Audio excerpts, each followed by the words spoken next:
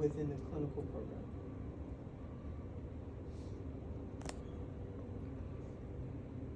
That's the.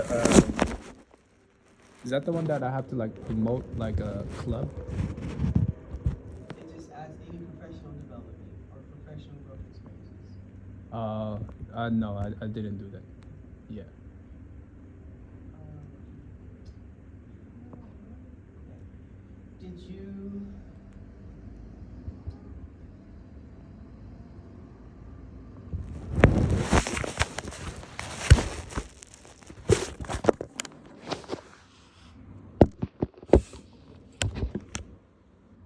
Did you collaborate with the cohort in brainstorming ideas, Uh, receiving feedback, and helping each other learn and develop? yeah, we did that online.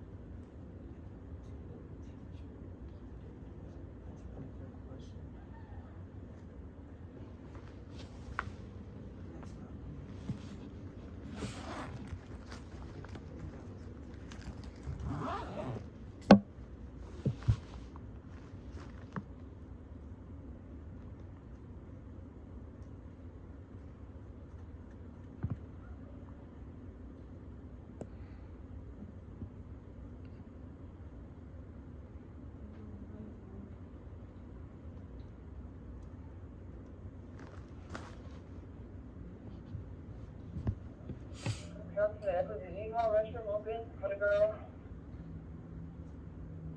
You got it out. Okay.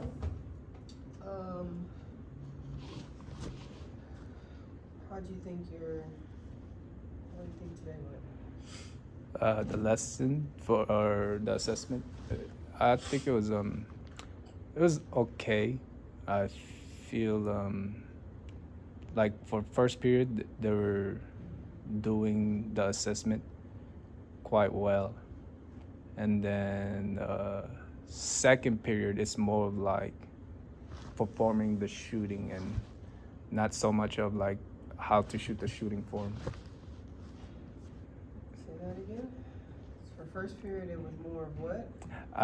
The first period they did exactly what the assessment was supposed to be, and the second period it was like half and half.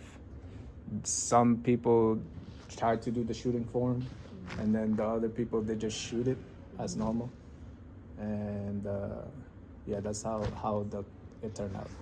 Why do you think that is? I believe second period got so used to shooting their own style that they don't want to try to break that habit of shooting the form. That's what I think. Okay. And they don't want to try it. And Yeah. we understand that, but okay.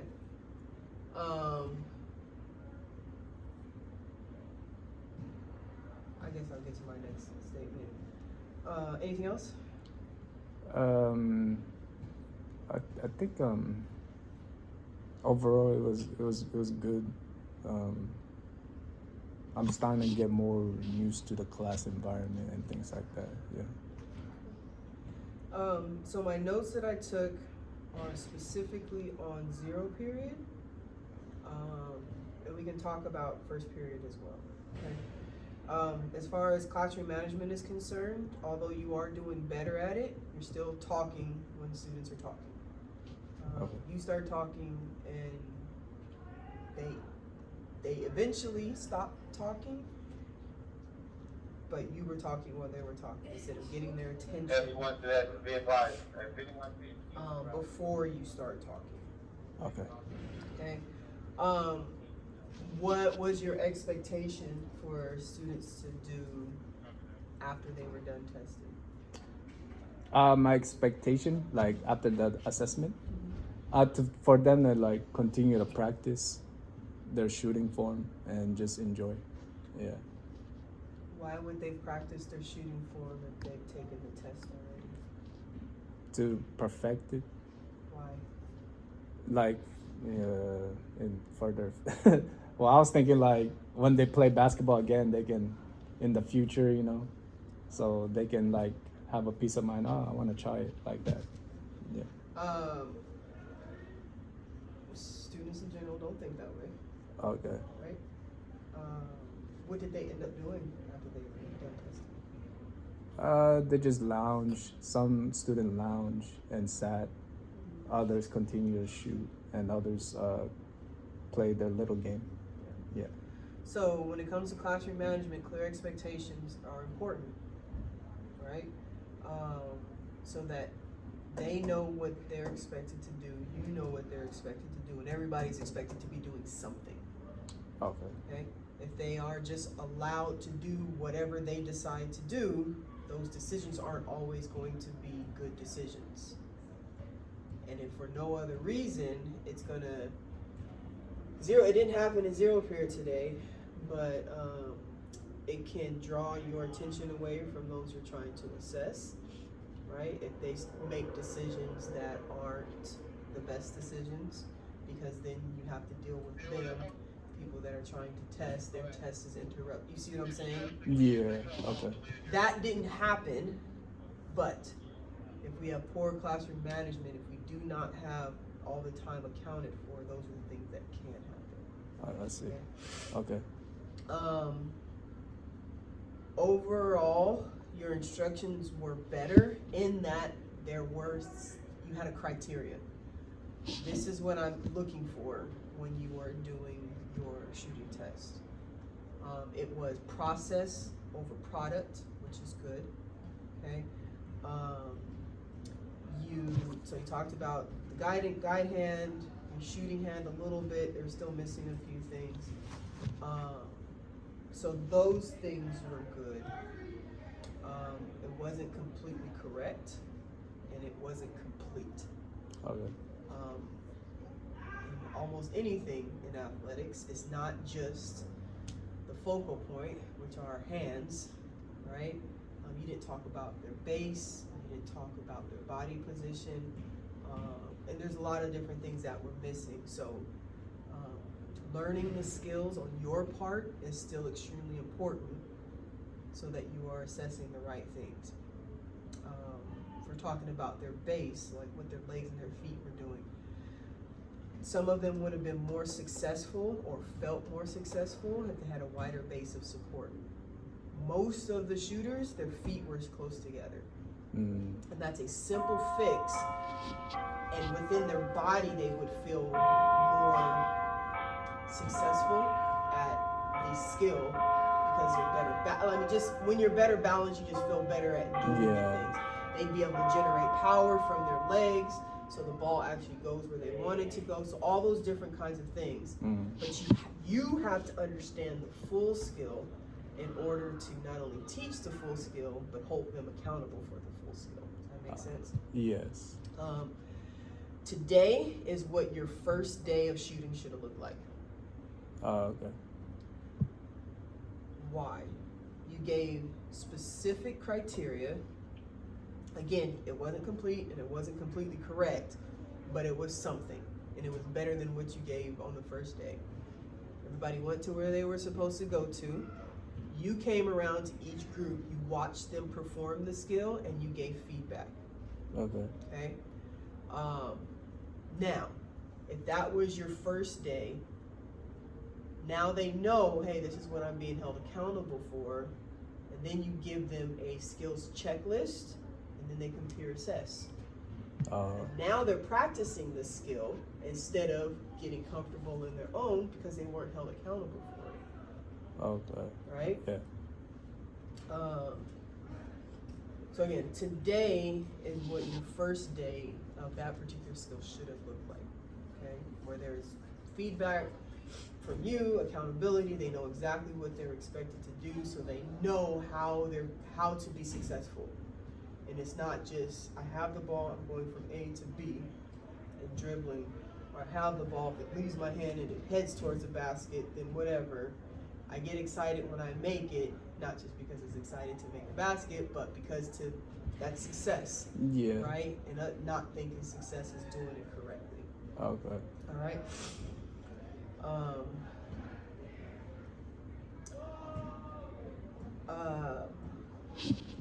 Why did you give them 2 opportunities to go?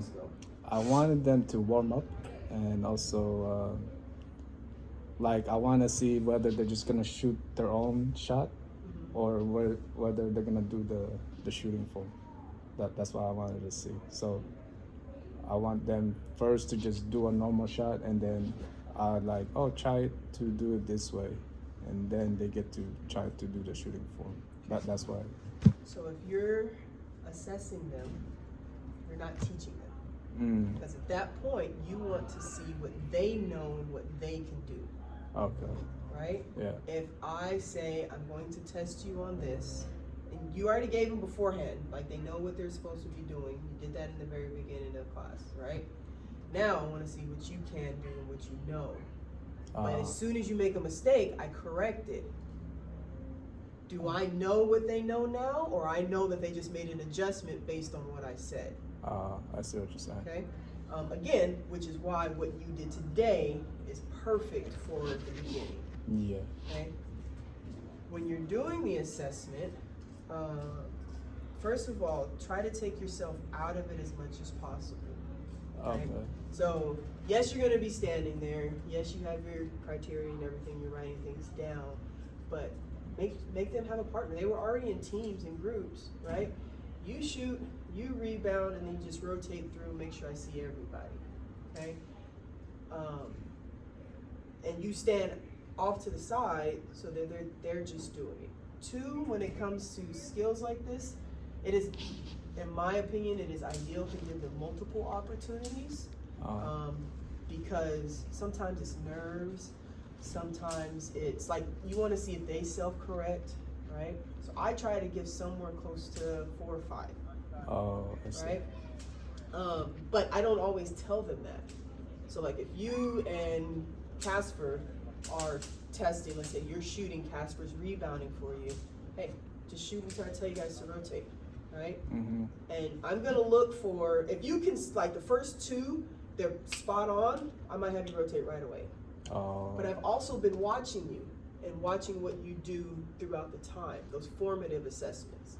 Yeah. Right? So if I know your form is good, then I'm not going to keep you there forever. Just show me that your form is good, and then, okay, rotate. Casper comes to the line. Maybe the first one, their form is off, but then they fix it on the second one, right? And then they fix it on their third one. Okay, maybe one more for that, right? Somebody might start off and they've been a little off and a little on. Maybe the first 2 are okay. The third one is off. The fourth one is really good, right? Or the first one's really good and the second one is off. But, somewhere in there gives them a chance, because now I can see what they know, right? If they can fix what mistakes they made on their own, well, then I know that they know what the criteria is.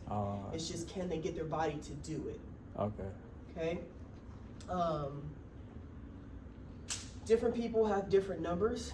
I keep mine 4 or 5, but again, I pay attention through the time, and I pretty much know who was doing what before we even get to our summative assessment. So I'm going in with data, right, and not just cold.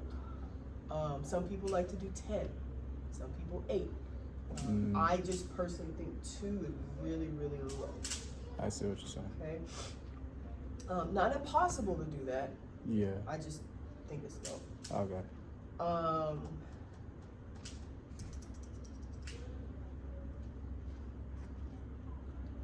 So that's all what my notes said.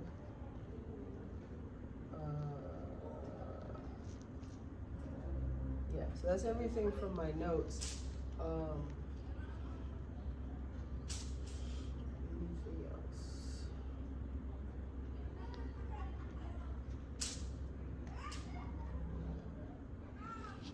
Yeah, it's okay for the rest of the day. I mean, obviously make sure you grab those that didn't take their test. Yeah. make sure that they get it done, have the space and opportunity for them to get it done.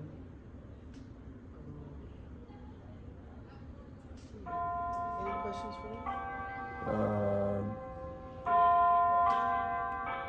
Tomorrow I'll have to do second period, so I'll just try to give them like 4 or 5 shots.